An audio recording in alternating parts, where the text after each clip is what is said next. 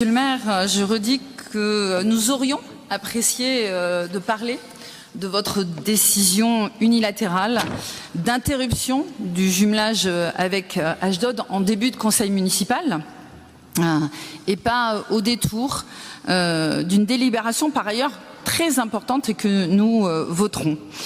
J'avais envie à ce stade, au jeu de qui a dit quoi, puisque vous êtes permis cela il y a quelque temps, de rappeler vos mots en 2022 à propos d'une éventuelle suspension du jumelage de Bordeaux avec Saint-Pétersbourg. L'esprit de ces accords de jumelage est de faire en sorte que les peuples puissent se parler entre eux indépendamment de la folie meurtrière de certains dirigeants.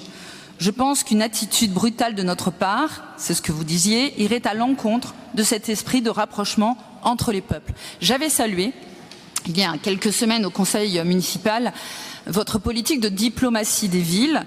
Céline Papin, le 14 juin dernier, par voie de presse, disait qu'il y avait une pression réelle pour rompre ce jumelage, visiblement de votre extrême gauche, mais que pour vous, cela reviendrait à faire un amalgame entre la politique d'un gouvernement et le peuple israélien, dont une partie ne soutient pas cette politique. Votre décision est donc incompréhensible, encore une fois unilatérale, alors qu'elle aurait mérité que nous puissions en parler au conseil municipal de façon apaisée, mais respectueuse pour l'ensemble des parties de votre conseil.